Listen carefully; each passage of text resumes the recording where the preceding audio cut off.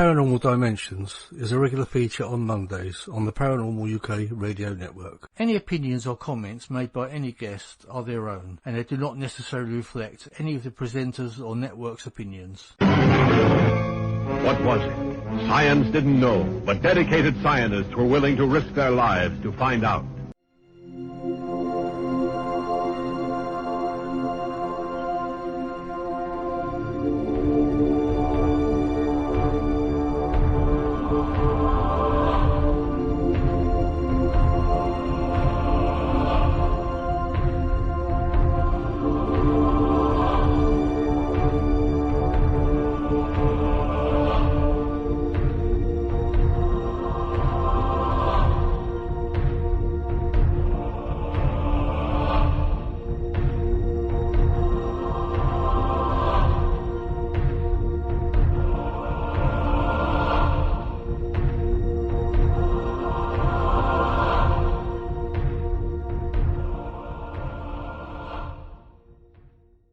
Hello, this is Michael Feely, and you're listening to the Paranormal UK radio network, the UK's biggest paranormal network, and this is Paranormal Dimensions with David Young.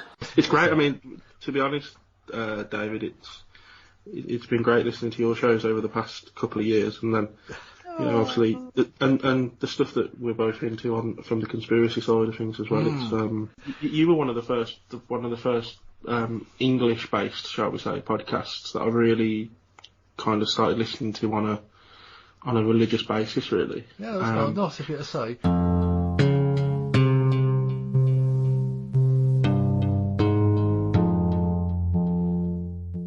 Hello and welcome to the show.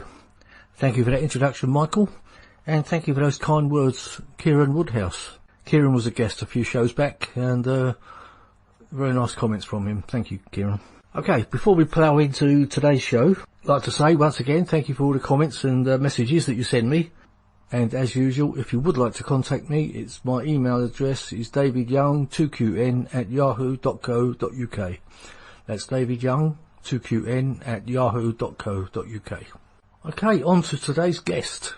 It's Mr. Win Keech. In my mind, Win emerges as a major thinker and possibly one of the most important British voices in the paranormal subject. I believe anyone hearing Win, perhaps for the first time, as he's not an easy man to get, will find out for themselves the many avenues of the paranormal he walks as they listen to his vast knowledge and dedication to the subject.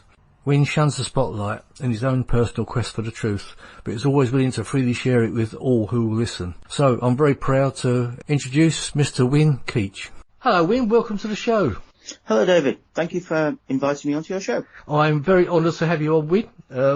In fact, before we kick off down the paranormal route, I'd just like to tell everyone out there that Win Keech, our guest tonight, is the man who invented chip and pin. So on your credit and debit cards, this is the man who invented the chip and pin. Yes, I'm that man when you're in the queue in the supermarket and you're trying to put a pin in and everybody's going, oh, come on, that's my fault. I do apologise. Well, no, actually, I think it's actually quicker nowadays. No, it is. It is. The origins of that go back a long time, and yes, I did the pin part of chip and pin. It was some large American interests that did the chip part. Right. I'll tell you what, it's funny you say that, because when I used to go to America quite regularly, they were a couple of years behind us on the chip and pin. I remember going to Walmarts and things, and where we were using chip and pin for a couple of years before they were, you used to have to sort of sign for stuff.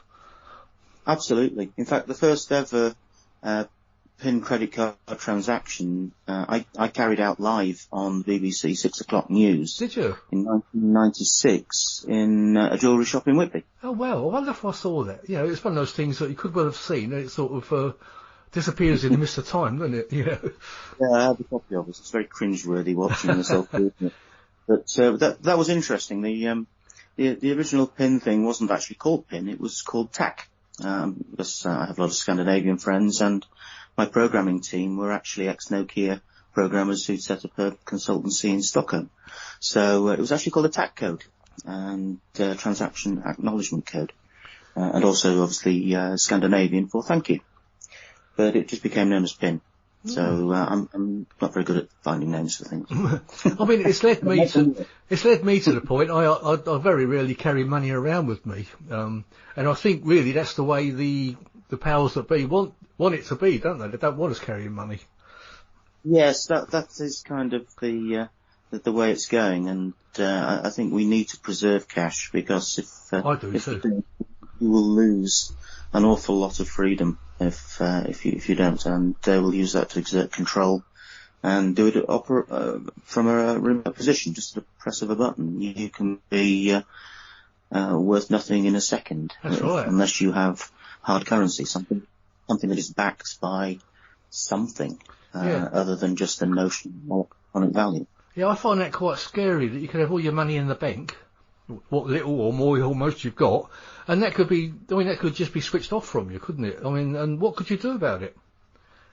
Oh, exactly. That's where they want to be. That's what they're trying to do. They're trying to exert control over people. So if you don't toe the line, you become disconnected from society. And having cash is one of the ways of maintaining your position.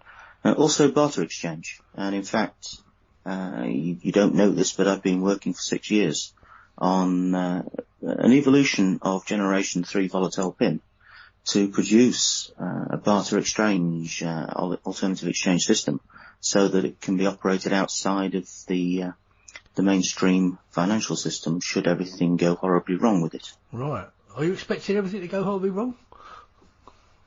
Yes. Well, that's what this whole pandemic was really about.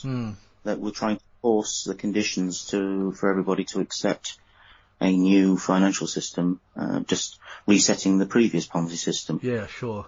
I mean, I didn't say that, you did, but I've got my own opinions on that. So, yes, there's a lot of agendas playing out with that. It's a very complex situation. That's certainly one of the drivers. Yeah, I mean, there's certainly more to it than just a virus. Yeah, that's my opinion as well, you know. Oh, there definitely is. And the origins of this I can trace back to my time in the mid to late 90s when I was being a pioneer for PIN. Because PIN developed for me to spend 7 years of my life working 14 hours a day for no good reason.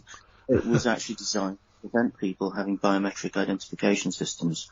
Because even back then, they were trying to inject RFID chips into people and connect that to their financial system. And their argument was that there was no deployable low-cost alternative to biometrics for that kind of system. And so I pushed through PIN because it was the alternative. It was better, it was more reliable, it was more secure, it was more flexible. And that bought humanity 25 years of not coming to the point we are at now. But unfortunately, most people wasted that time. You know, it's something that, you know, personally, I took a big hit to do that for humanity. I was basically blackballed, as you can imagine, by the powers above, which you were fighting hand to hand to do something like that. I mean literally hand to hand at times. Yeah. And also, I mean, science has advanced as well over 25 years, hasn't it? You know, like electronics has got much smaller as to what they could inject you with, sort of thing. My perception as starting out as a Nuffield physicist and then becoming an engineer, is that science has actually stopped. I don't think in the last 20 years science has advanced very much at all.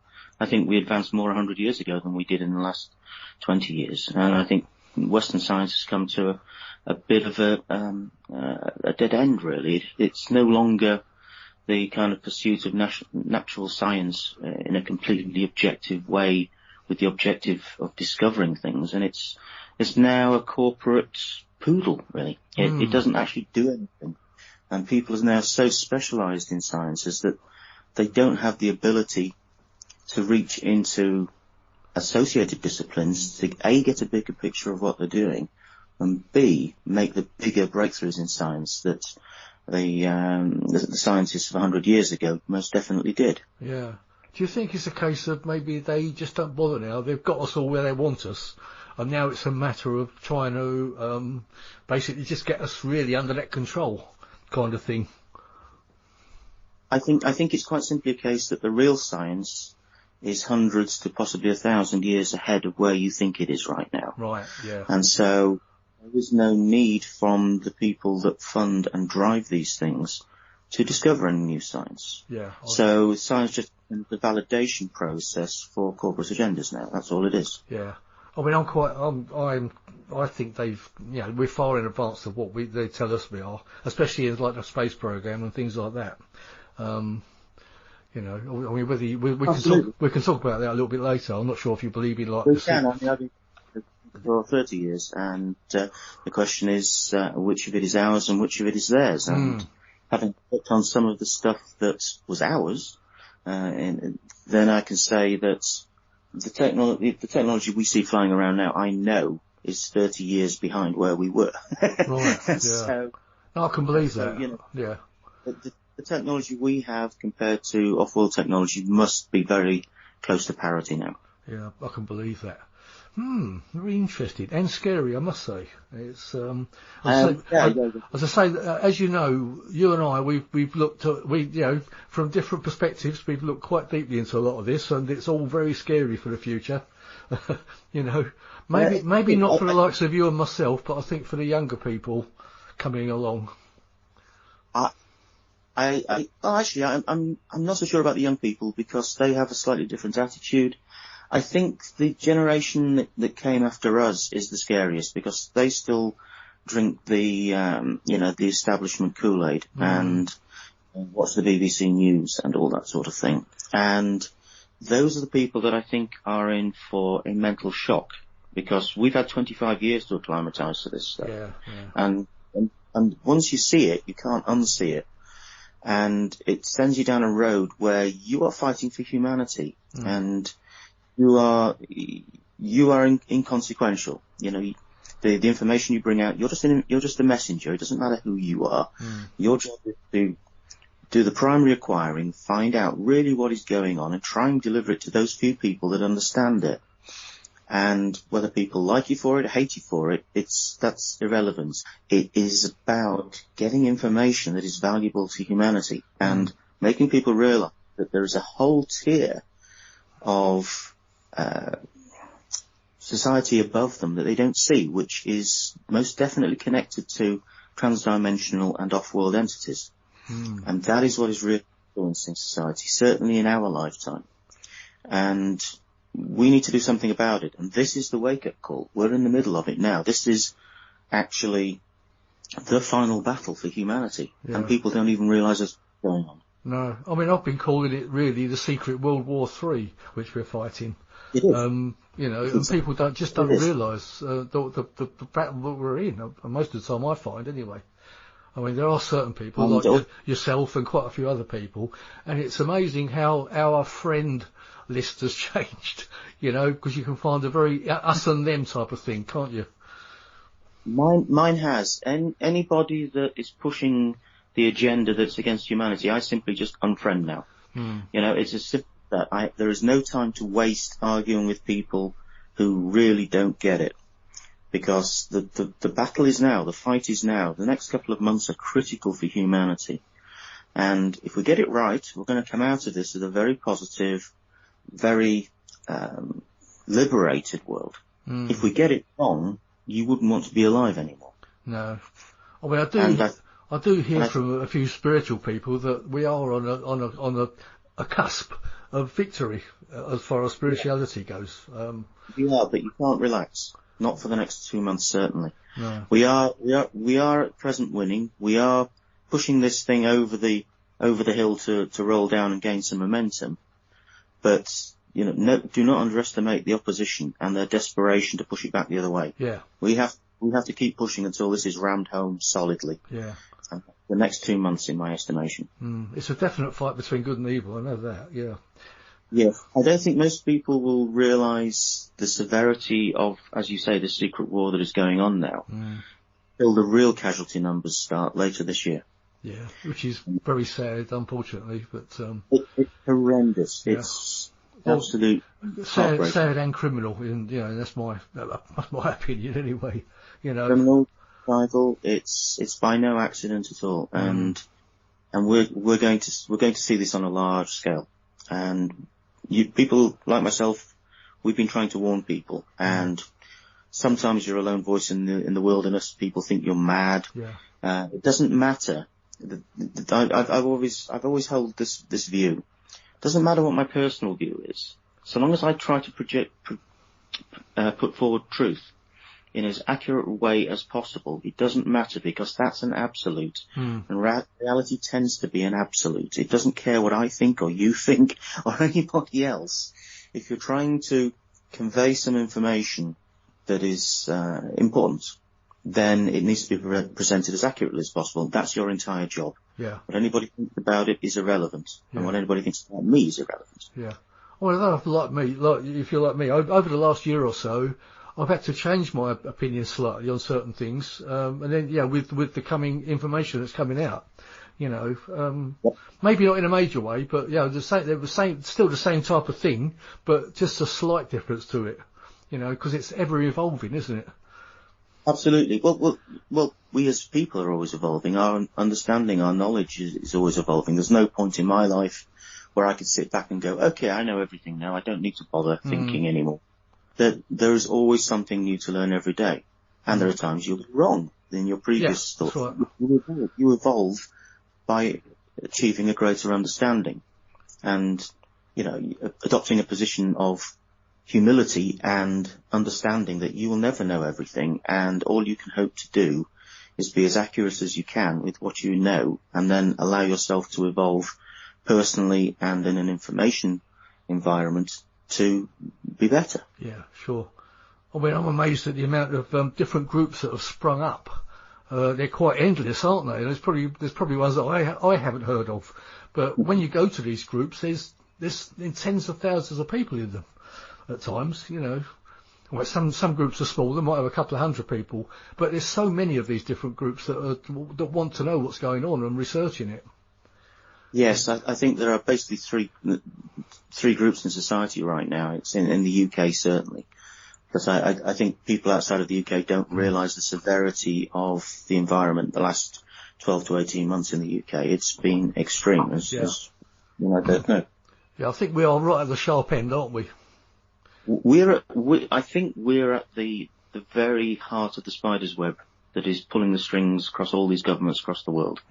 And so we are being used as the example. And, it's interesting. We're in the belly of the beast, I believe. Yeah. But there are three types. There are people that just will not accept that something else is going on other than the official narrative. And those people, obviously there is nothing you can do to change them. Those are people that are not using their own observation or cool logic. They're just using a perspective born of ego, and they will not accept the reality around them. They're in a state of cognitive dissonance and most likely living in a state of fear, which is affecting their logical thinking. Yeah. And then you have us on the other extreme, where we've seen this stuff before, and we smelt the rat very early on, and we rolled our sleeves up, got to find out what was really going on, and then we're actually quite shocked this time at the scale of what's going on. Yeah, absolutely. It shocks me, as it still does. Yeah, and tried to put the message out, and of course, it didn't go very far, certainly at the start. Now it's gaining traction, as we've seen last weekend, for instance, the numbers in there. Most definitely, yeah. And the lies are becoming more obvious, aren't they, from mainstream media? Well, of course, the lies have been obvious from the start, if you're paying attention. You see that they're actually playing games, and they're also using the coercion scale. So they're actually making illogical demands. They're non sequiturs. There's no reason for what they're doing. If there had been a real outbreak of something very nasty, we'd all be dead by now if we followed their rules. Yeah. Well, I think I would, because I'm not following any rules. And of course it's the fact that there aren't thousands of people dying in the street, and people having to walk around in NBC suits to pick up dead bodies, and the fact that less people died last year than on record in the UK for over the last 20 years would indicate that the narrative is in fact one enormous lie. Yeah. And from what I've seen, it's not just the UK either. It's the US and lots of other countries. The actual death rate is smaller. It's coordinated. The same message has been put out across the world through similar governments, and it shows how coordinated they actually are, and how they don't actually represent the populaces of the Western world, certainly. Yeah. And so we're one group, and we were awake to it, and we're increasingly awake and increasingly defiant, and we know it for what it is. So there is no way, for instance, I would back down. You would have to kill me first. Yeah, I feel the same.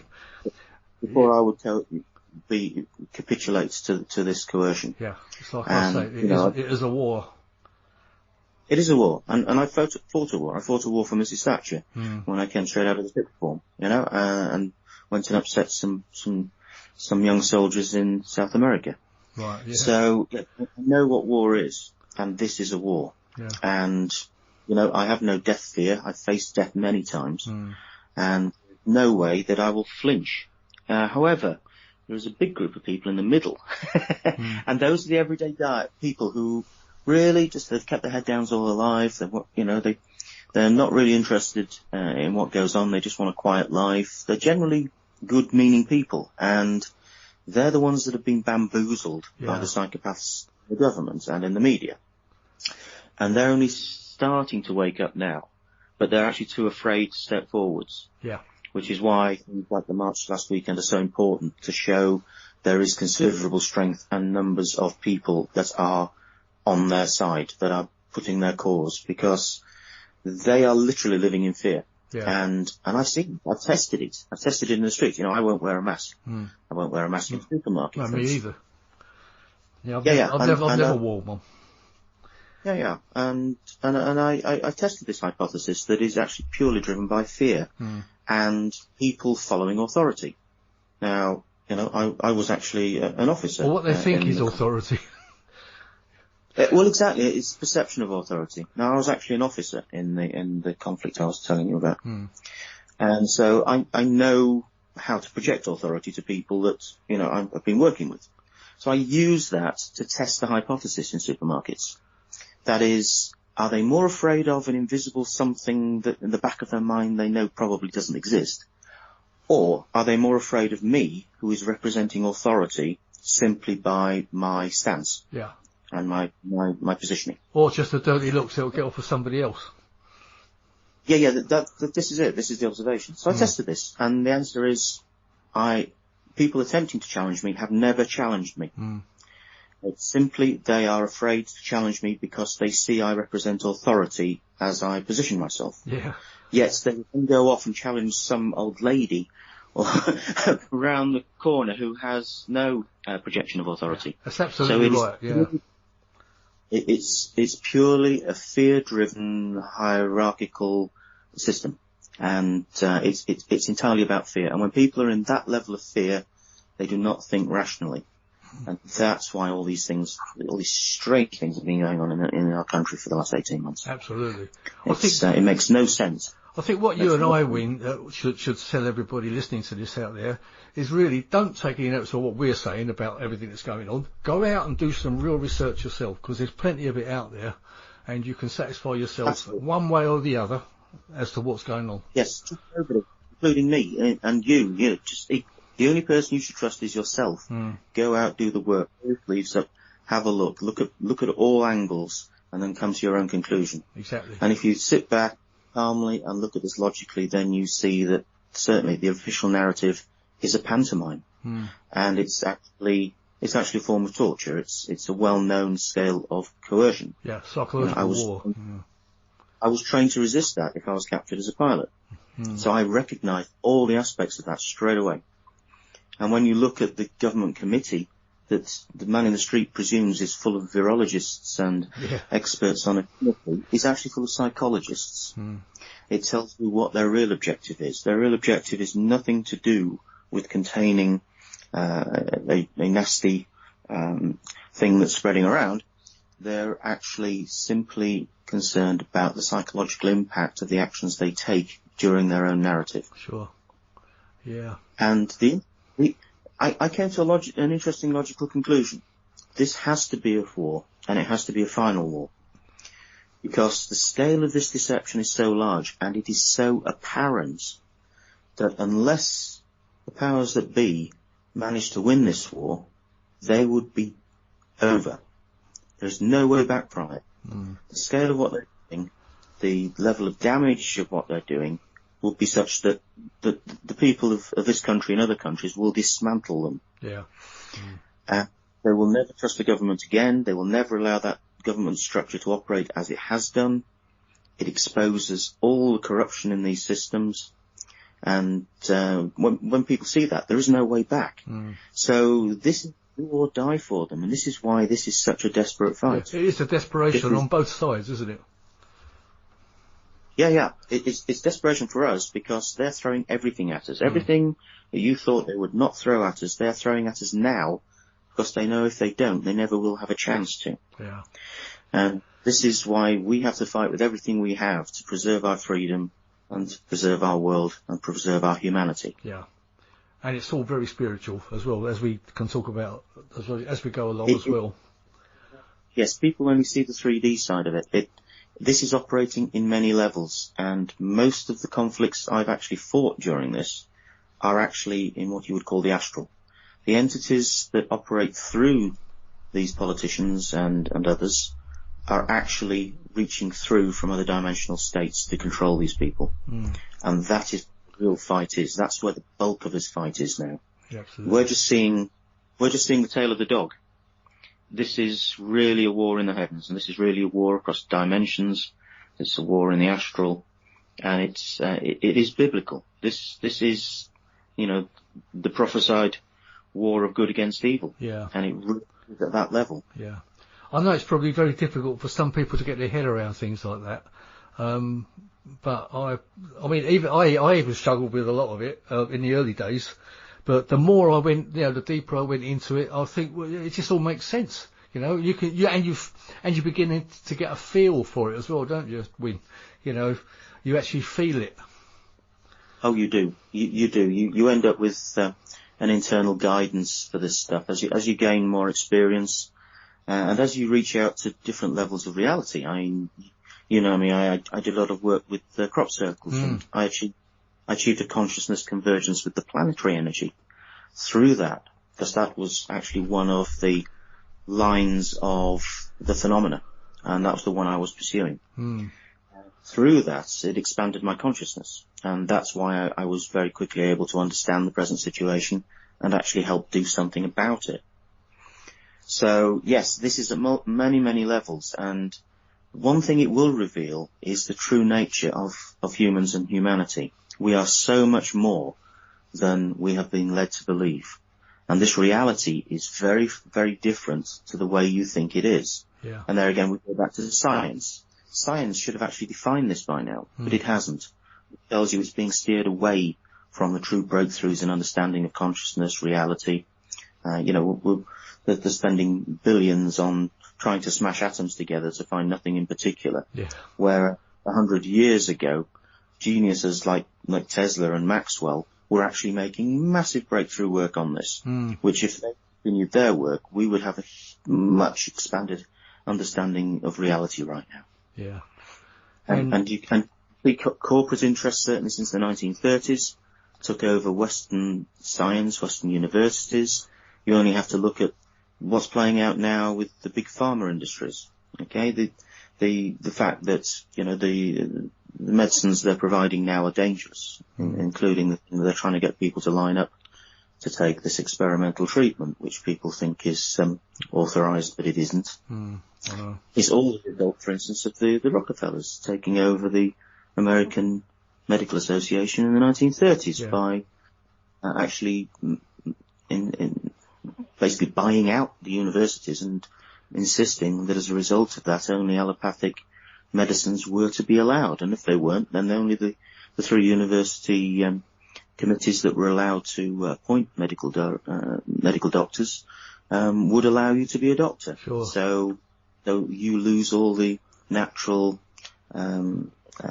medicines. And interestingly, I took a holiday some years ago now to Cuba, which is interesting. I just wanted to see it.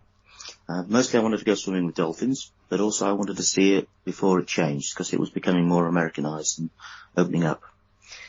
And I didn't realize until I went there. I went to the Museum of Medicine there, and I didn't realize that until the embargo on Cuba after the missile crisis. Cuba was the world's largest producer of natural medicines. They had over 2,500 different, well-proven natural medicines that they exported. And when you look at the continued embargo on the States, from the States of Cuba, you look at it and think, well, militarily it doesn't make any sense. But it does make sense if you're trying to prevent an alternative to the allopathic pharmaceutical industry. So you have to think, well, who is really influencing the politicians that are continuing this embargo? And yes, I think so much is lost. And at the same time, we're destroying the Amazon, which is the Amazon rainforest, which is the biggest repository of possibly undiscovered medicines on the planet. It seems as though there has been a global corporate psychopathic attempt to disrupt natural health and introduce basically a system similar to the Brave New World, where everything is controlled by pharmaceuticals and chemicals. Like corporate drug pushing. Yes, and that's something else that I think is going to come out of this present crisis, is that people are no longer going to have the confidence in the medical system that they have, in the doctors, in the nurses. There's a lot of positive support for the NHS in this country at this moment, and a lot of pan beating going on. And I think when people realise that the Americanized management system that took over the NHS, that has imposed draconian restrictions on all the people that work there, has muted them to the point where they can't express the true situation. Yeah. And they're having to sit back and witness the damage that is happening to people. I think when people see that, they're not going to trust the NHS anymore. No. And I think whole sectors of kind of semi-authoritarian society in the UK is now separating from the people. I grew up in a generation where the police were your friends, where the Bobby, as we call them in England, so a local policeman in your village or small area, would be a member of the community, supported by the community, and acting for them. So that it was about keeping order and keeping, good levels of behaviour, not authoritarian, just civilization and strengthening of community. And now we have police that are just being trained to be an enforcement arm of a psychopathic government system. I mean, from what I've seen, a lot of the police don't even know what a lot of the laws are. They don't even understand the laws themselves. No. They're under the same restrictions of thought as the population, so they're only told what they need to know to do what they're supposed to do. They don't have the ability to exhibit flexibility or have enough information to make an informed judgment as to, are they doing the right thing? Are they actually acting legally? Many of the actions of the police we've seen in the last 18 months have actually been illegal. And that's only shown when it's challenged. Yeah. Otherwise, the man in the street thinks that this is the law that is just simply being enforced for our own good and protection, when in fact they're asking the police to enforce things that aren't legal. And I know it's causing a lot of angst amongst a lot of policemen, and they're losing support from the population. Yeah. And I think the same is going to happen with the NHS. Yeah. And I think the same is going to happen with the mainstream media. They're going to lose all sympathy of certainly the people of the UK and probably a large section of the Western world. Yeah. And I don't see how they will ever recover from that. In fact, if there are any policemen or police ladies listening to this show, I'd be very interested to hear from any of you what your views are. You don't have to tell me names or anything, but you know, what is actually going on in the police forces? I'd really be interested to hear it. You know? My understanding from friends in the force is that they're being coerced exactly the same way we are. You know, they're being threatened with, you know, being fired, losing their pensions, etc., if they don't toe the line. And so there is, they're under the same assault that we are. Yeah. And unfortunately, they're kind of on the front line. So actually, I do have some sympathy. But I think generally the man in the street isn't sophisticated enough to understand that, and that unless our police forces, our military start acting, I think they're going to lose the strength of support that has always provided the backbone to those organisations. You know, we came through World War II in this country being attacked by a very powerful, Nazi war machine.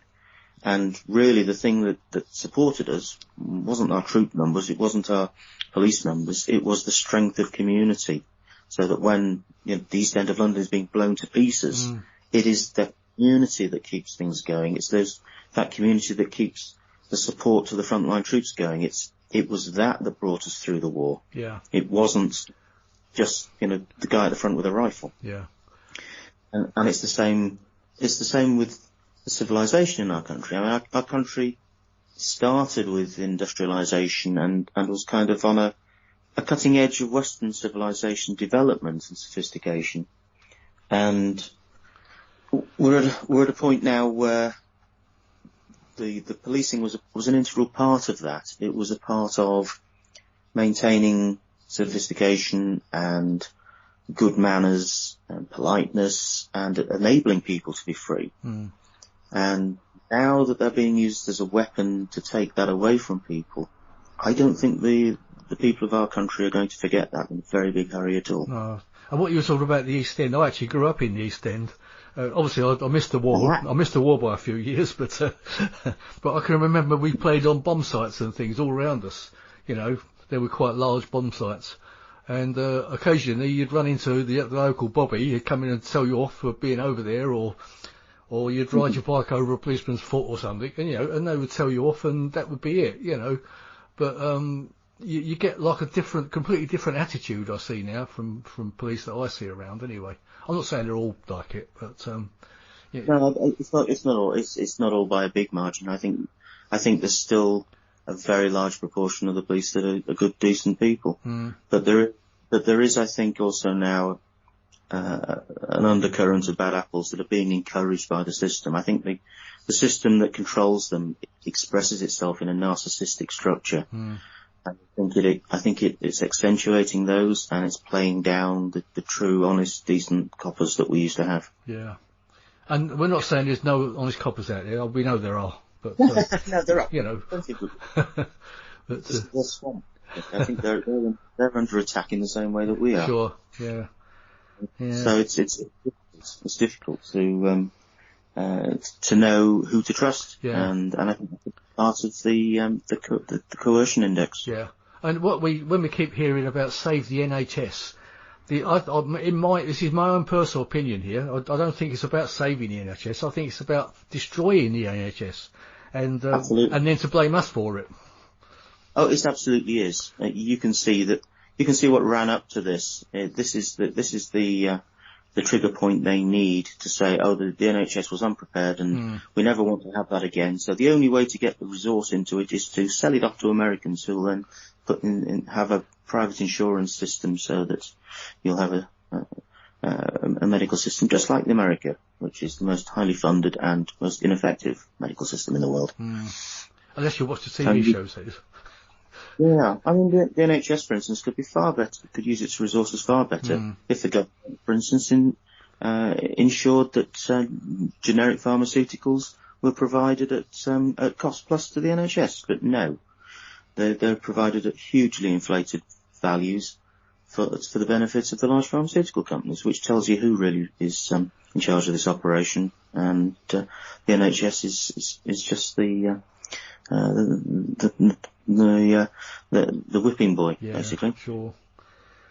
Anyway, we've had a little diversion into the controversial world of politics and everything else. There's another interesting fact about you, Win. You're a top swordsman.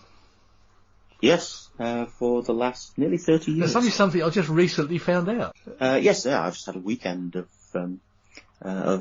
sword fighters at my house, practicing training in my garden, and having a kind of banqueting and retreat weekend. And yes, that sprang out of a full contact sword fighting group that I joined in the late 1990s. Right. You said the 1930s. I was to say you're not that old. 30 years ago, so I meant to say. Yeah. And so my house is kind of one of the spiritual homes of that entire what is now martial arts. Fantastic. Yeah. It's one of those things. I never intended to join it. I'm an engineer, and I found the dynamics of blade and human body movements interesting. So I just joined in to understand it, and then it turned out I was very good at it. Yeah. And it ended up that I fought and beat one of only 3 sword maestros in the world. Wow.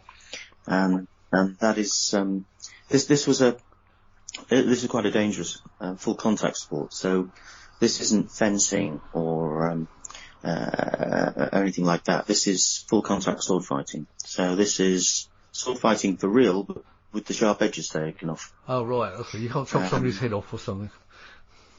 Well, I suppose you probably could, actually. Yeah. You could easily do that. There have been some fairly major casualties during this. Oh, wow. I've had a few injuries myself. Broken ribs, dislocated knees, all sorts of things, Yeah. If you get it wrong, arms and legs fall off. So, this was, especially back in my day, because it was less, formulated than it is now. So we do what are called sword treaties, which are medieval, studies on how a particular blade moves with the human body, and this gives different styles to different swords. And, we worked through all of those, and we kind of recreated them and studied them, and reformalized them. And it was quite a big thing. And that went on for many years. And now the group that were with me this weekend has sprung from that. These are a cinema and screen combat group. I was going to ask you about that. Have you been sort of asked to train anyone for movies and things? Yes. Well, the guys that were here this weekend, the senior trainer is a guy I trained with 30 years ago. That's Mark. And he is a renowned swordsman, okay? Basically the people that came out of our group were. But he's trained sword choreography for groups of 1,000 people, for instance. So we have a 1,000 sword recreation fight every year here in County Durham, just north of me here, with a thing called Kinran, which reenacts the history of Northumberland over the last 1,000 years. And he's been the sword choreographer for that since it started. So that's 1,000 people taught sword moves to that look good to the crowd. These obviously cinema fighting is designed not to injure the other person. Yes, but to make it look like it. To make it look as convincing as possible and as natural as possible, which is a separate skill. And it's a great skill. So this is probably the best sword weapons training group, which is known as Raven Wolf Cinematic Combat. And yes, we had a bunch of swordsmen and actors and actresses this weekend, going through the moves and learning some new ones. And then we had a semi-formal banquet in medieval costume on Sunday. Oh, why not? Well, it's just to celebrate the the weekend of training. Yeah. But that's unarmed training, weapons training, sword training, pole staff, you name it. All very good. Yeah, sounds excellent. I did a little bit of fencing once a few years back. I was in a fencing club, but so I learned a little bit about it with the EPs and the sabre and all that sort of stuff, but not obviously not to the extent that you've done it. For instance, we do a lot of work with full weight rapier, and that's a different dynamic to an épée. An épée is a fraction of the weight and can move in a very different way. And yes, it's quite a revelation actually, and bizarrely enough, it's something the reptilians seem to respect. That I will take them on, and they actually, through their history, they seem to recognise and respect sword fighting. Okay, now on to so you've mentioned the reptilians. So have you actually ever seen a reptilian? Seen them, filmed them, argued with them. Yes. Right, good, okay. Because, I've obviously heard this from several people I've had on the show at various times. I haven't got the capabilities of seeing them, but I've heard sort of a lot of people can sense them, or I don't know if you sense them, or they have some sort of a shield that comes down and you can visualise them sometimes. So how do you actually visualise them? I initially sense them, but some of them are actually, it depends. There isn't just one sort of reptilian. There are many types, and they're in different forms of reality. So there are, for instance, reptilian souls that occupy human bodies. So on the outside, you can only detect them by their energy. And I think the world is about to find out that sort of thing has happened a lot with a lot of our political people. Yeah. A lot of reptilian entities operating through high-level politicians. Yeah. So that's kind of cloaked. So that's using a human body as an avatar for something else, and that's one type. There are ways of detecting them. I actually have a technological way that I discovered some years ago of detecting them, but I won't discuss that here. It's a little sensitive. Okay. But there it goes to the other extreme, when they actually can temporarily exist in this reality as literally 8 foot tall, 300 pound reptilians. And I've actually seen them come through portals into crop fields when I've been filming. And since I would be sitting there with multiple infrared cameras at the time waiting for crop circles to occur, I've actually seen them arrive and been there in a field stood, quarter of a mile away from them. And they're looking at me, I'm looking at them, and they knew I was filming. Because they're psychically very sensitive. And they actually sent people to me to demand to know whether I was able to film them or not. Wow.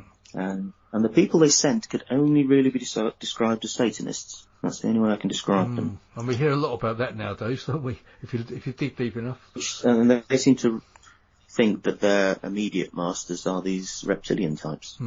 And it's quite interesting because they sort of knock on the door and demand to see things, and I'd say, well, you should be very scared. I'd say, well, why? I said, well, your masters that you're scared of were stood in a field in a group, and they were scared of me, so you should be very scared of me. And yes, so so they can actually be real and physical.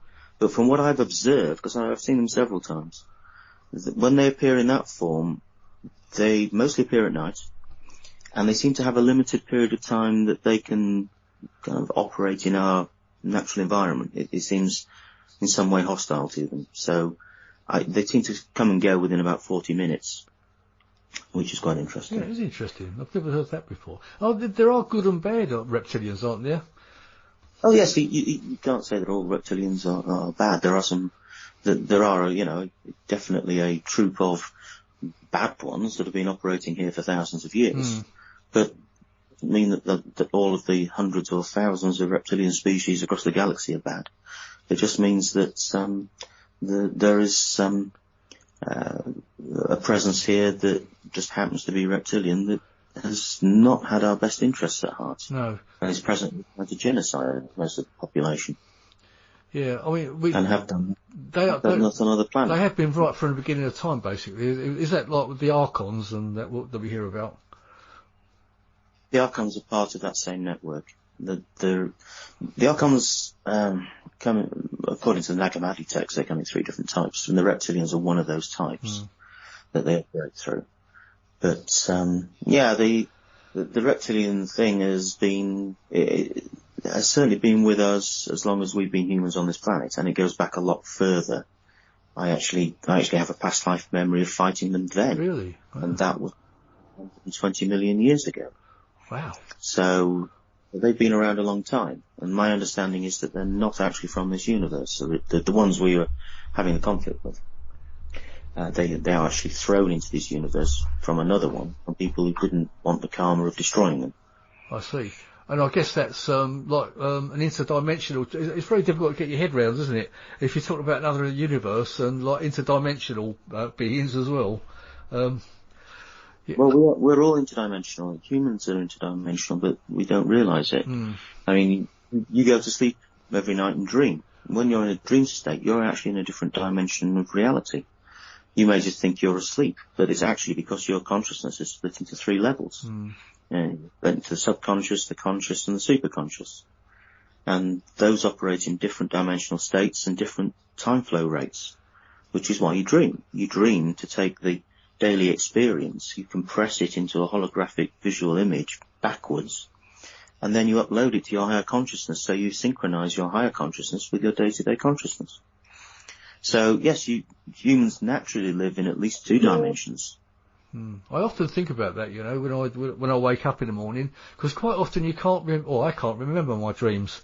And maybe that's the reason, because if you're saying we split up into 3 different dimensions, if you like, that's why we won't remember it, because you're a different being, basically. Is that is that kind of where you're going?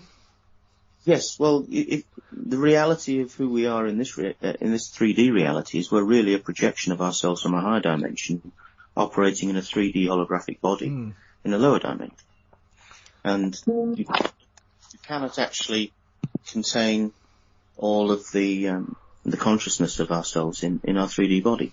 So a big part of ourselves lives in high dimensional states, and what we're seeing now is we're actually converging those 2 states as the frequency of the planet raises. Yeah. So yes, it's an interesting situation, and it's a big part of us starting to understand who we really are and how we operate, and that there are multiple dimensions of reality around us that we just don't normally perceive, because we're just tuned into one frequency on the radio dial. But certainly in this last year, the frequency is changing. The planetary frequency is changing. You might have noticed that the sun has changed colour slightly, for instance, and is slightly hotter than it was. That's because we're perceiving more of it as our consciousness raises. The humanity is literally splitting into 2 realities now. You're seeing this with the Mandela effects. You're seeing this with the cognitive dissonance between the 2 realities that people are holding in the pandemic around us. We are literally splitting into 2 reality frequency stages. Part of it is going to a higher harmonic of reality, and the rest is staying where it was. And it's an exciting time in that respect, but it's also probably the most challenging time in recorded human history, because we're actually changing to another state of reality. Yeah, I wonder why the ones the people, the humans that are not noticing all this that's going on, why is that? I wonder, when there's like yourself and and many others that do know there's something more going on. I wonder why it is that the others don't realise it. I think it's a limitation of the frequency of their consciousness. I think there is a percentage of the population, quite a big percentage, that is now waking up and evolving and going to higher frequencies of consciousness. And as you raise up in those frequencies, you have the ability to resonate with and therefore connect to the information field of higher densities of information in reality. And if you stay where you are, you're limited in your perception range. So you literally cannot perceive or see the same things as you or I.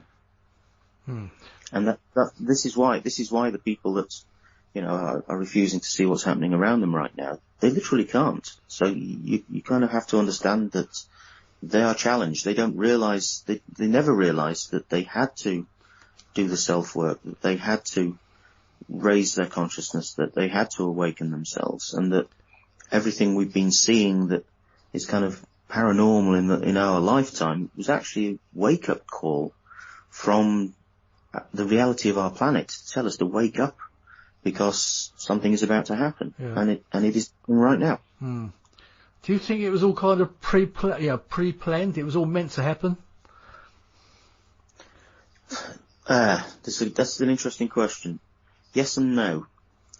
I've actually seen how this reality works that we're in. So from the perspective of our reality, it is all planned, or all possibilities are planned, but how it plays out is dependent upon our free will and our consciousness and where we decide to take it.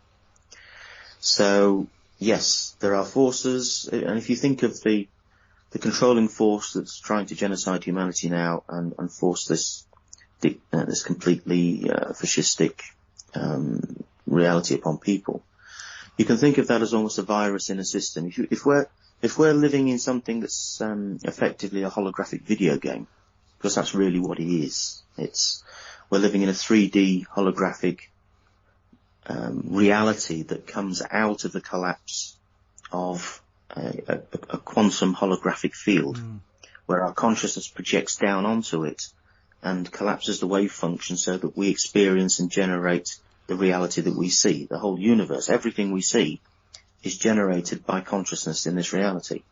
Because ultimately, in this universe, we're all one consciousness, every living thing. So we all decide between us where we go. So from that perspective, it is decided because we all decide moment by moment where we're going.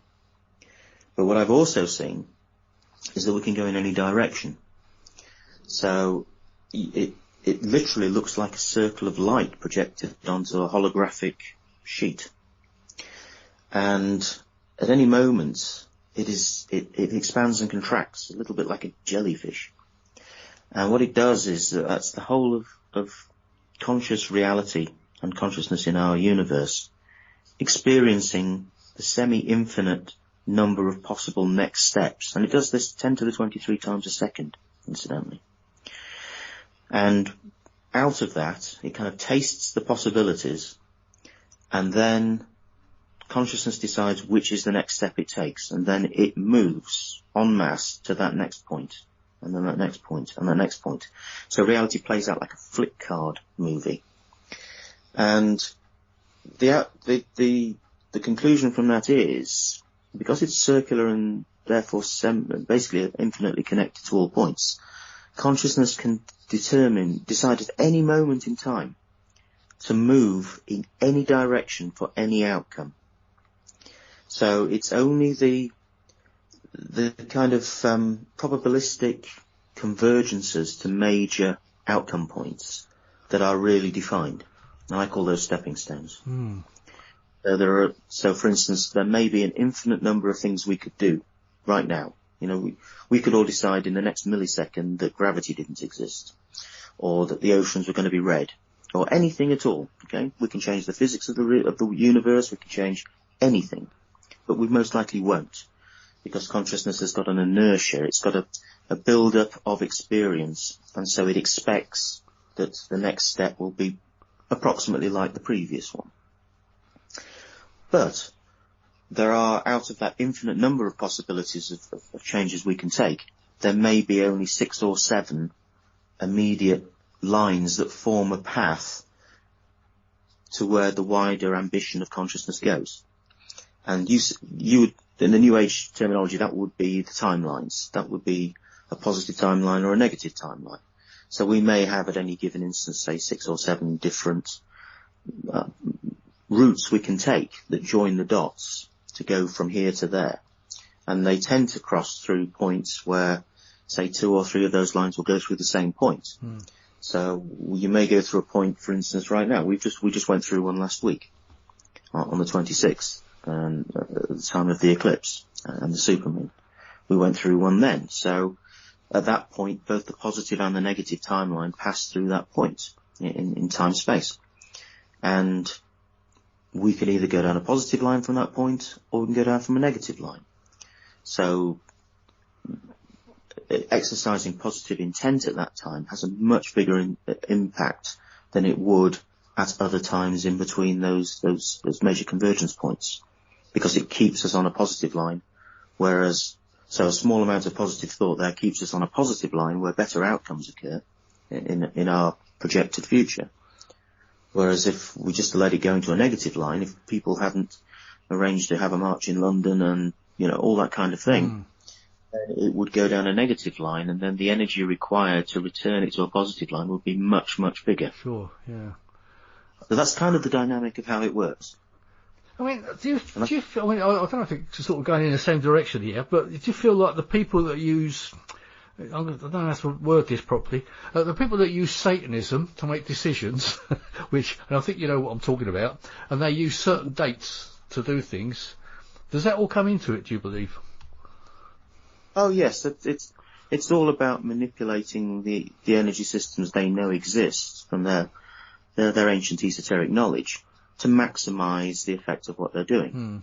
And that information comes from the tier of entities above them, which are transdimensional and have a more detailed knowledge than the man in the street. Yeah. Interestingly, and this is an aside, but and it's a very long story which we don't have time for, but I ended up at one point in a conflict with an entity which was a very powerful negative entity, which you would see as very high in that hierarchy of those people. And it was a do or die situation. Okay, this was something I'd never expected to encounter. I had to very quickly learn and adapt and formulate a defense and then an attack against this entity, because it was pushed in my direction to kill me, quite simply, and other people. And ultimately I defeated it. I destroyed it, literally destroyed it. It is now nothing. Wow. And the interesting thing was that from the perspective of, that particular religion you mentioned earlier, that would be one of their gods. Its actual reality is that it was a bioplasmic AI entity. It's nothing more than a nebulous computer. And I was good with computers. That's how PIN came about.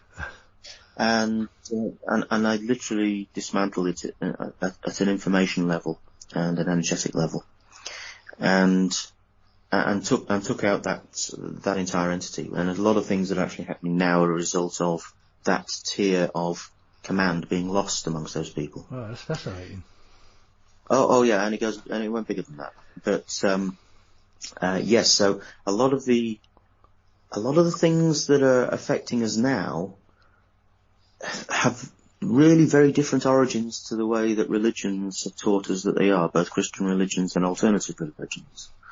The reality of what has been going on, I think, now is becoming revealed. So this is, in the true sense of the word, an apocalypse. This isn't a revealing, an understanding of who we are and the forces we haven't until now have been hidden that we've been fighting, but now we're seeing them for what they are, and we're seeing them very clearly. Sure. So I'll just go back. In your military years, did you have these capabilities and knowledge back then, or is this something that's developed since? This is something that's developed since. I was definitely didn't have it back then. Okay, my entire mindset was different. I was far less evolved than I am now. I still am, I suppose, very mission orientated. I'm very focused on achieving the goals you set out to do. So you set down, you define it, you develop a strategy, you become mission focused, and you get on and do it. So in that respect, yes, but no, back then I was much more left-brained, much more direct. So if you met me back then, you'd probably think I was a complete arsehole. Okay? I was very efficient at what I did and very focused. That was it.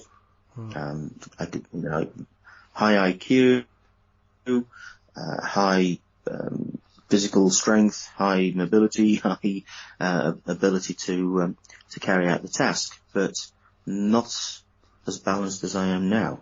It was only after that point that I started to realize there was more to the world and more to myself, and that actually this was more real and more important. And that came from a near-death experience. Right.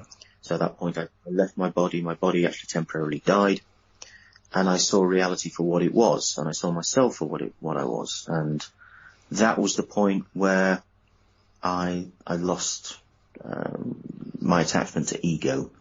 It's the point where I saw that on the one hand there was far more to me than I understood, and on the other hand there was less to me before than I thought I was.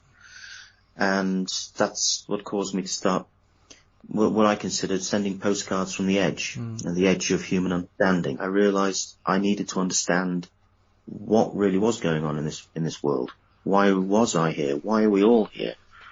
What is the real origin of ourselves? What is the real origin of this reality? And what are all these other things that are reaching into our reality?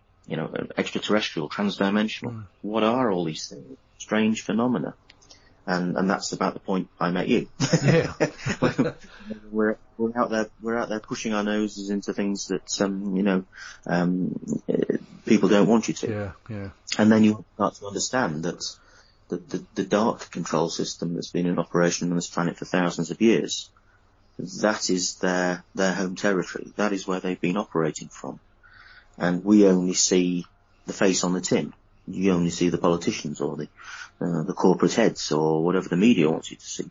You don't see the guy turning the handle in the background. No, or pulling the strings behind, yeah. And that's really where it was all coming from. And so I immediately realized that, I just spent some years of my life putting my life on the line to defend my country and humanity generally, as a lot of people still are doing to this very day. I realized that to be as effective as I could, I needed to understand these things, because that's where the real war was going on. And that's how I became very active as a UFO researcher, and then crop circles, animal mutilations, everything that was on the edge of human understanding. I needed to go there. I needed to filter through the BS, take a camera, take myself, put myself in harm's way, record it as best I can. And that's what I did for a number of years, as you know. And you probably had to go through that experience to get where you were. I would think that was all pre-planned. And that was kind of where I was leading to in the first place, when I said about things being pre-planned. You had to go through that experience, I would have thought. Great serendipity. So I look back from, where I am now and think it has to be beyond coincidence that I ended up in all the places I did, and that by the things I was doing that gave me access to places that people don't normally get access to, or people that you don't normally get access to, where you can see things from the inside track. You can really see what's going on. And when you do, you see that the world already was in two realities. There's a reality of what's running it, controlling it, operating it, and what it's really doing, and what everybody in the street thinks it's doing. And there's two completely different things. That's right. I mean, you do come to realise it. And it's not to say that the likes of yourself and myself, or that we're anything special. It's just that little spark that turns you on, isn't it? That sort of wakes you up. And anyone has got that power within them. I don't think it's David. It's just that we've got the guts or the stupidity. Whichever way you want to look at it, yeah. Put ourselves in the firing line. Just stick your head above the parapet, as they say. And really get to the heart of it. And part of it is because I think, like yourself, we're humanitarians. We're trying to do the best for ourselves and for the planet. And part of that is understanding who we are and what's really going on here. Because we're only here for a comparatively short period of time. Yeah. And unless humanity gets to understand this in a very widely accepted way, it's going to lose an enormous amount of its own control and potential. Yeah. And I've been told before by several people that, again, we're not saying we're anything special, but the likes of yourself, myself, and many, many others, we've kind of been brought together spiritually, to actually fight this fight, if you like. Absolutely. Well, I tracked that process through the crop circles, for instance. The ones I was tracking were actually turned out to be coming from the planetary consciousness itself. And it was a challenge response system. And the first part of the challenge was to attract to those particular energetic locations the small percentage of the population that were awake and aware enough to actually see there was something that needed to be understood. So it was trying to find those people with that spark. And then, once connected to that energy system, you were entangled with it. And so it was then a race to see if there was a percentage or even a small number of humanity that met the requirement of the planet to allow the activation of the overtone higher consciousness frequency. And I lived through that. I lived through that process. I was on the crest of the wave of that. And I was actually present when the consciousness frequency of the planet was allowed to increase, when it was actually connected to a higher consciousness stream. And that was in 2010. I never really woke up until probably, I would say probably around about 10 years ago. So it's probably around about the same sort of time.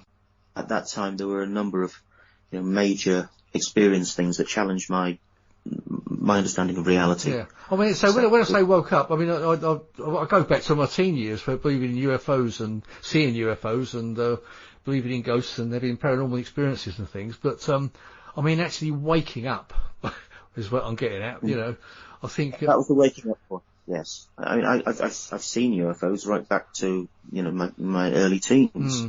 The house. I mean, now there used to be at least one a week would go past the house. Right. And it was, this was kind of UFO central, but it was just one of those things. It's just something of interest, which I think a lot of people, that's when they first start getting onto the ladder of this system. That's how it is. It's something interesting. It's a bit of a puzzle. It's a kind of intellectual challenge. And that's it. It doesn't, it doesn't become more serious to them, as it were. No. It was when I had all the near-death experience, and then the next big step for me was when I just coincidentally bumped into somebody from my previous past life. And the moment we just shook hands, we instantly both saw ourselves in that past life. Oh, really? And that was actually at the time of the conflict of the attack against Mars and Maldek. And that was similar to the near-death experience. The NDE that I had, I considered there were only two possible logical explanations for what I just experienced. One, it was either a complete hallucination generated by the brain at the point of death, as some kind of, last-ditch bonds. Okay? Or it was a real and true experiential reality, in which case there had to be physics to underlie it. There had to be, a whole self-consistent reality to it. And I looked to test both hypotheses, and I realized after about 4 years of work that it was real, and I understood it. Well, my wife's had a near-death experience way before I knew her, because my wife's got asthma, but she actually had a really serious asthma attack, and she died on the way to hospital twice, apparently. She even died as she was told by the ambulance drivers who came in to visit her in hospital, that told her that she'd died. I think it was 3 times. But she tells me the story about it, and she tells me that she felt this amazing love when she saw the light and everything, and she was given the choice whether to come back or not. I mean, I've told this story on this show a few times, so you have to excuse me if you've heard it before, everyone. But she felt this amazing love, but she was given the decision as to whether to come back or not. So, yes, and the interesting thing is that when you do return, the first thing is you don't feel as though you've quite lined up in your body for the first couple of days. Right. That's kind of a weird thing.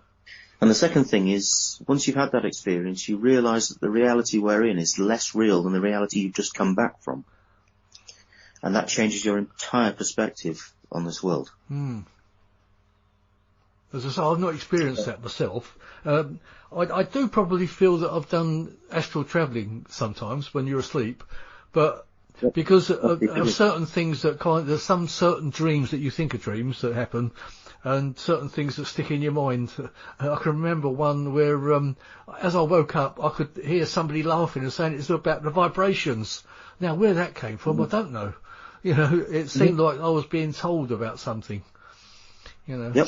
Well, I'll tell you the trick to how to remember these things is to train yourself that at the point of waking up, to keep your eyes closed. So the moment you're about to wake up, keep your eyes closed.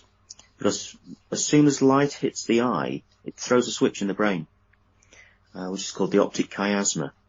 And then it switches the information stream from the third eye, which is where you're operating in the astral, when you're asleep, the normal consciousness level of the brain hemispheres.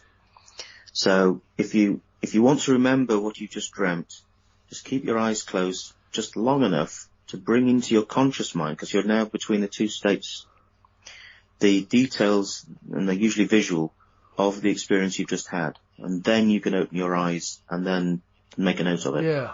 What I do find strange sometimes is how you may not have seen somebody for, like, I don't know, 30 years or something, and they suddenly appear in that dream, you know, and it's really, really strange to me why that would happen.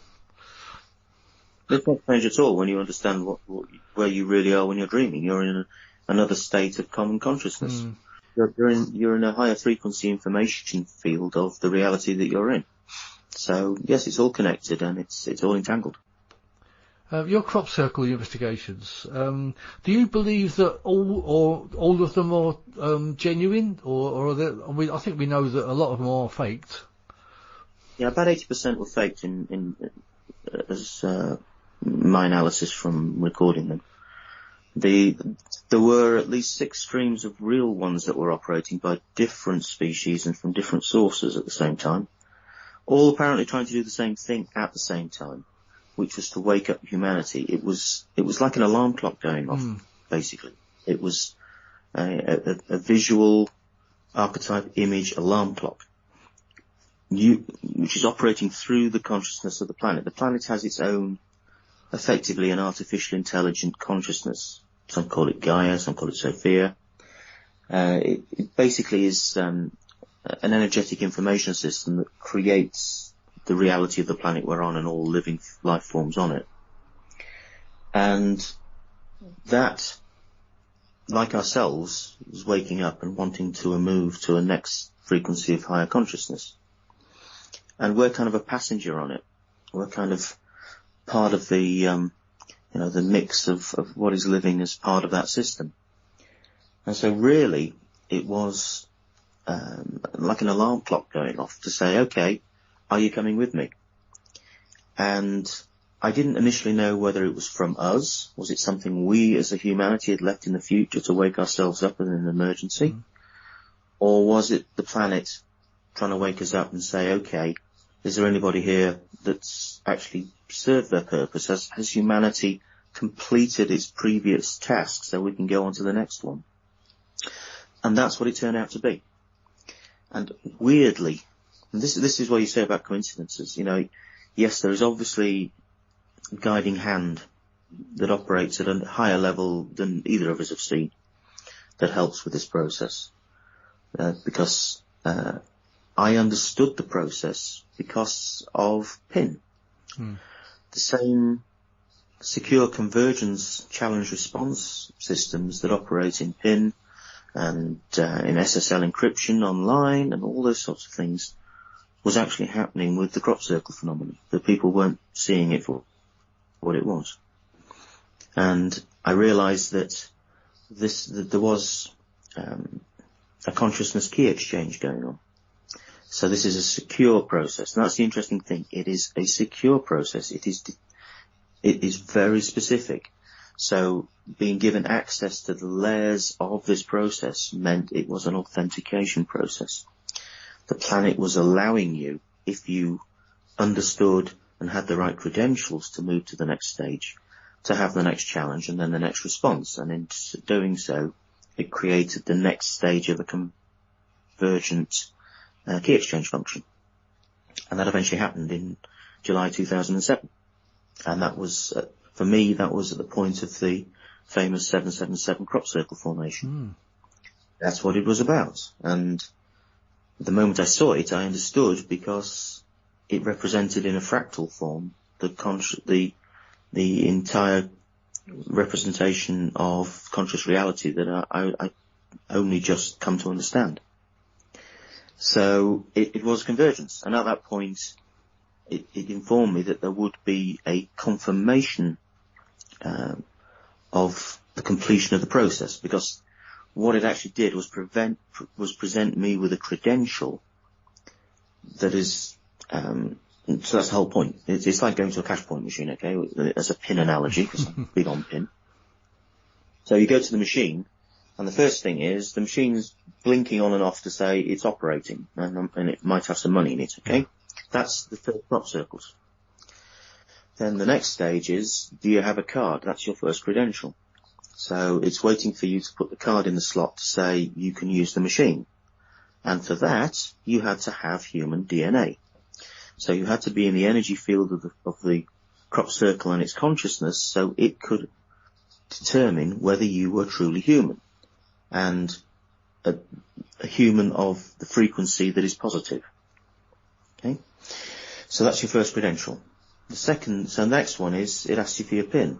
And that was then the process of the changing of the geometries and it conveying the information. What that actually transcribed into was you visually and energetically experiencing effectively a question or a challenge, which you had to understand. So you had to prove you had the intelligence and the spirituality to understand what was being presented to you. So you're basically showing, are you worthy of the next stage, which is effectively like putting your pin in. Yeah. Are you or really forgetting your PIN number, like I've done sometimes. Yeah, exactly. So it's are you the real owner of this card? Yeah. So this is, are you a real human? Are you a real positive human? And then, interestingly, the last credential was actually, do you possess the frequency of unconditional love? Which gave me great confidence that whatever it was I was about to connect to was very positive. It had taken all the safeguards to exclude negative spiritual entities. And so, that all went on. And then, the moment I converged with that, then PAUK, the 777 formation occurred. And then I had to take the credential. I was given a visual image as a credential. And I was told that that was the key to allow the overtone consciousness into this planet, because there's an energetic barrier around this planet to keep things in and keep things out. And so to allow it in, you had to be given the key to that. And so I was given a key to conditionally open it for this overtone energy of consciousness. And I duly did that. And then it told me that it had been done and it would make a confirmation symbol to show this, which was the egg slicer formation, which is actually the authentication key overlaid with an image of the Earth, and then a number of lines, which is why they call it the egg slicer, which, if you look, have different spacings, because those are the overtone frequencies of consciousness around the planet, and that is the sequence of the ascension of human consciousness from that point forwards. Yeah, I do remember that one. Yeah, and that process started in 2010, and 2012 was a big is the next line on that, etc., etc. And we're now several lines up there now, to the point where our reality is about to split from the lower frequency reality of the past. And actually, if you take a 2D image of the 7-7 formation and you fold it, what you find is that you get a 3D image of that consciousness reality, which are really the fractal arms of that design, with the Earth in the center taking a line which shows it exiting from that. So what I was really showing, it shows you how incredibly intelligent the consciousness creating this is.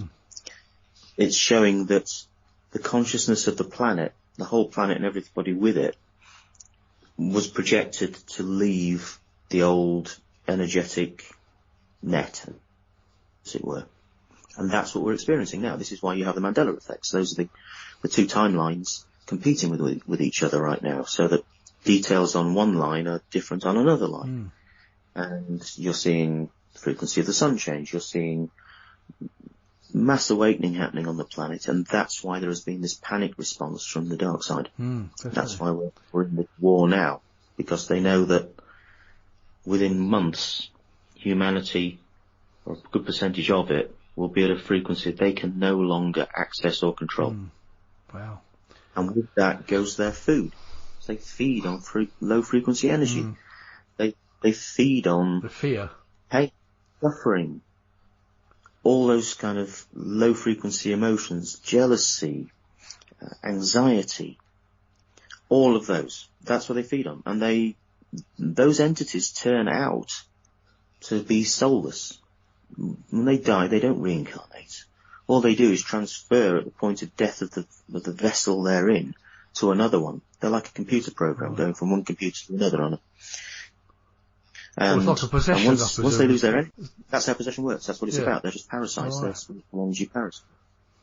And they feed off the low frequency energy. That's why people who tend to be possessed tend to be driven into patterns of behaviour that are self-destructive and damaging and hurtful, and bad things tend to happen around them.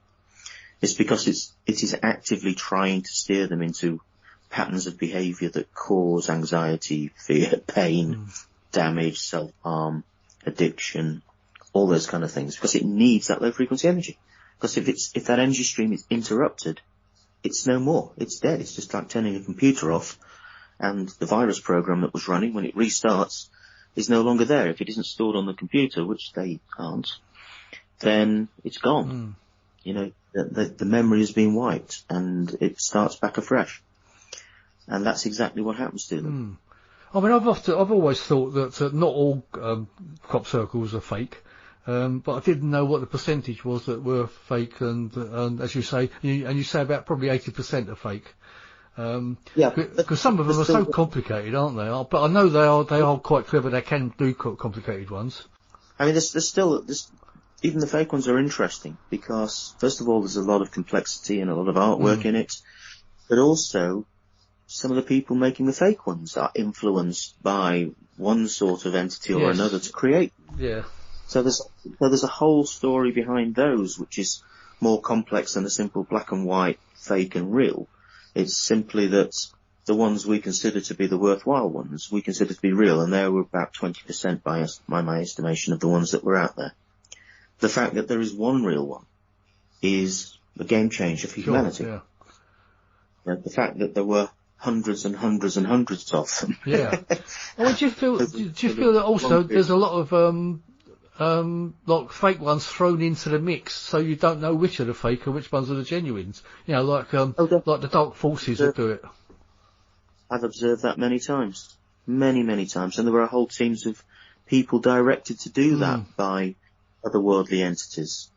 I for instance, when the 777 formation occurred, and obviously it's allowed me to film it, which I did on multiple cameras from different positions, and by the time that happened, because the formation occurred about 3 o'clock in the morning, by about 4:30, the faking team had turned up. They were known as Team Satan, and I filmed them turning up. And they were absolutely horrified to find that the formation had already happened, because they'd intended to come and make a fake one. Right. And then this enormous formation had occurred. And I've seen those very same people. I recognise them because I filmed them many times. I filmed them faking formations, and I actually filmed them being guided by a reptilian entity that was unseen by them. So I've actually seen that. I've actually seen them in making a fake formation, which they were doing for at least an hour, and literally a reptilian entity ported into the field, started planning out the formation, and then they turned up and started making it for them. And then the entity left them to it. I've seen all that kind of activity, and I've seen them purposely trampling and damaging and driving over and doing all sorts of things, leaving things in formations to discredit real ones. I've seen that. I believe that. But what they can't fake is the energy from them. They can't fake the consciousness component of it. It's absolutely fascinating. Well, Win, I mean, have you ever written a book about all this? I think you ought to. No, I haven't. I gave some lectures on it. I worked on the principle that in the same way that the people that needed to be involved in, say, the crop circles were drawn to it, that the people who needed the information that had meaning to them, that I could impart, would come to the few lectures I did. And I think that was probably the case. And, because it was never about me. I mean, I've handed over lots of footage I've done from over the years and materials and things for people who want to write books and do that sort of thing. I'm not interested in that. I was always there to freely provide information to whoever wanted it that was useful to them. And not in any way for fame or commercialism or anything. It was simply for the good of humanity. Yeah. Because initially I'm doing it for my own kind of selfish understanding, because I'm on my path to try and understand these things for myself, because I feel I have a need to. I felt a very strong drive once I was aware that this was my life's mission, that I needed in this life to understand these things. I agree with you there, because I mean, that's one of the reasons I do this show. Not for everybody out there, but for me to learn and to meet and talk to the likes of you, Win. I'm on that learning curve as well. Yeah. And you meet other people who've been into different environments with different perspectives, and you learn more from them, and that causes you to look into that and research that, and then you take yourself to the next level of understanding, and so on and so forth. It's never ending. It's like peeling one layer of an onion to the next. Yeah. And of course, after saying what I've just said, we do hope that people listen to these shows and other shows, not just this one, but they do pick up little bits and pieces, and they may understand what's going on from shows like this and many others, and listening to people like you. I'm always just trying to provide a bit of a shortcut. I'm trying to avoid the pitfalls that I've been through. I've taken the knocks so other people don't have to. And I hope that they respect that and learn from it. I'm a big believer in learning by other people's mistakes, including my own. And so, in many ways, I'm providing a condensed version without a lot of the heartache. Yeah. Oh, we've all been there, yeah. Yeah. Yes, people want the information, but they don't necessarily want to stand in a wet, raining field for 15 years with a camera to get it. Yeah, that's right. It takes a lot of energy and a lot of guts to win, doesn't it? Yeah. They might only need 2 or 3 sentences worth of information that's the information they need, which they can get from me. Yeah, but I do really feel that you should write a book sometime. Or you must have done articles and things for magazines, have you? I've done a couple. I helped, for instance, John Burroughs with his book with James Warren. Oh, that's right. Yeah, I've got that actually. Yeah, I forgot about that. Yeah, I actually meant to mention that earlier on. That there's quite an extensive piece in there, isn't it, from you? Yes, which was actually that entire chapter was just simply originally a report for John. It was just my report on what I found. In fact, I think that was the last time I met you, wasn't it? At the John Burroughs conference when he came over. Was it right? Yes, and I was there with Linda Moulton Howe. That's right. Yep. Yes. I think the last time we saw each other, we had a quick sit down with James Warrow and Brenda and Dot. That's right. In that bar, wasn't it? Yeah. That's right. That's where we were. With the low beams, where John had to keep ducking. Yeah, otherwise they knocked his head off. That's the one. John is a big guy, and Jim Pennis is a big guy too. Yeah. Linda took a photograph of me in the middle of John and Jim, and I'm not small, but Jim's big, and John is a man mountain. He's about 6'6", I think, or something like that. That's a lovely guy. And Linda said, what do you think of the photo? And I said, I feel like a very small sandwich filling in a very large sandwich. Yeah. Well, say on that note, no, it's been fantastic having you on, Win. I mean, you've got so many stories to tell. I hope you'll come back on again sometime. Yes, I've gone in so many different directions. Well, I told you when we started, before, I think, I don't know if it's just before, I said this show does go all over the place, and we do go in a few different directions. But perhaps when we've won this war in a few months, maybe next year or the end of the year, perhaps you'll come back on and tell us more about what's been going on. If we're all still here, that is. No, I think so long as we keep doing what we're doing now and keep positive, we will anybody that's awake and listening to your show will definitely be here. Yeah, well, I hope and that would be my message. The point now is, avoid the fear porn. Okay, just don't put your focus of your energy onto the negative. Focus on the positive now. Just start imagining what it is you want to see happen, how you want to see the world change ahead of you now, how you want to see it come out of this. Because that's what will make the biggest difference now. That's the normal saying of think positive is never meant so much as it does now. Yes, well, the system that's operating now is in fact, by the negative, is coordinated through the media to be an egregore. It's a group think of negative creation. And right now we have the ability to create positive, and that will be the thing that will finally ensure this war is completely won. Absolutely. And that's what we'll be doing now. We need to think in terms of community, positive creation, how you want to see this world be, how you want to see the political and economic system of this world, how you want to see freedom in action, how you want to see humanity express its very best of itself. That's what we need to push for now and create. I agree, yeah. And whenever I get my debit card out now, I shall always think of you. Yeah, given once this present nonsense is out of the way, then hopefully I'll bring through something better than that. Good. All right. Okay, Jimmy. Anyway, Win, thank you very, very much for sparing the time. It's been fantastic talking to you, and I do mean that. Please come back on again sometime when all this is over, and we'll try and look at more positive things, and you can tell us more about. You've got some amazing stories, I know.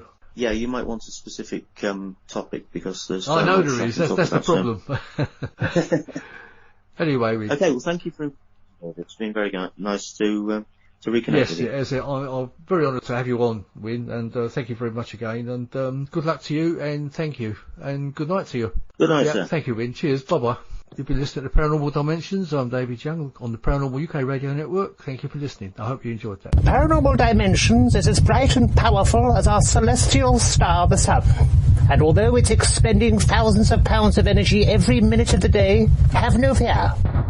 There's plenty left.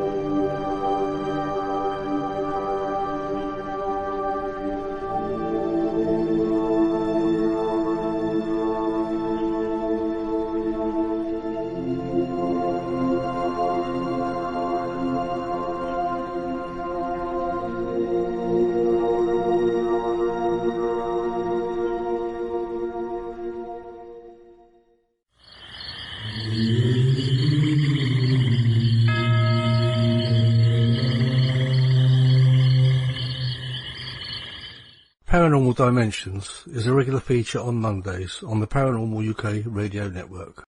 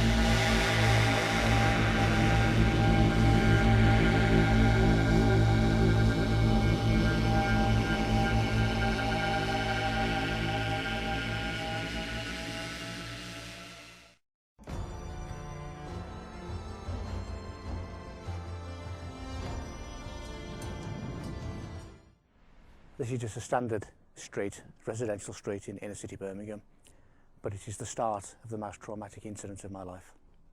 This was the childhood house of my wife, where the encounter with Sarah Jensen first happened with her and many other friends and family. I left my career and I'm standing here as a result of the trauma of this incident. We'd seen windows smash in the house, we'd seen radiators go stone cold. I'd had an attempted possession of my body, of my vessel. But now this was coming to the end of the story of a 14-year-old Victorian girl named Sarah Jensen. 3:30 that morning, I remember going back as a remote viewer what turned out to be 159 years into the past, into Victorian England, into 1850. I remember being in a bedroom. I remember looking at some curtains, and then a creaky wooden door in the right-hand corner would start to open, and the draft from the door made the curtains move. At that point I heard a young girl's voice who I didn't recognise say, "He's here." From that point I was to wake up screaming in hysterics as if I was being attacked. What it turned out to be is I was witnessing the final moments of a young girl's life. What had happened is 159 years previously her stepfather had smothered her and killed her. At the top of the Clent Hills there's 4 monoliths. The one evening I said to my wife, I feel like I need to go to the Clent Hills, and she said, so do I. So we said, well, we'll ring our friends and see if, because we always used to go walking together.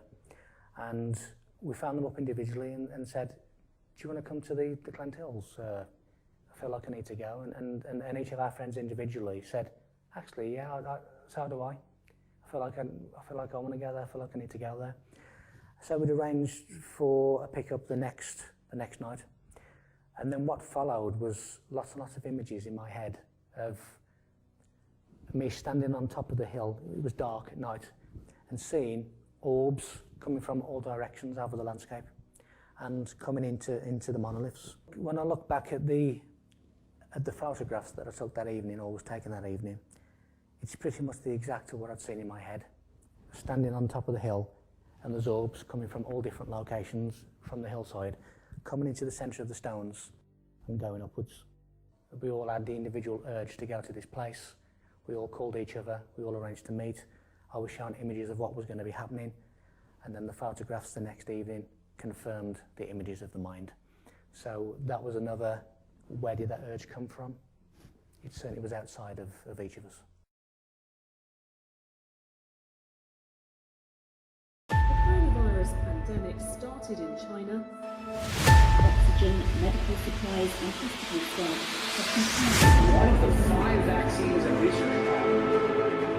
Stage 1, you create a problem. It could be a manufactured virus. You want a reaction, and you want them to either say, do something, or you want them to accept what the authorities suggest must be done.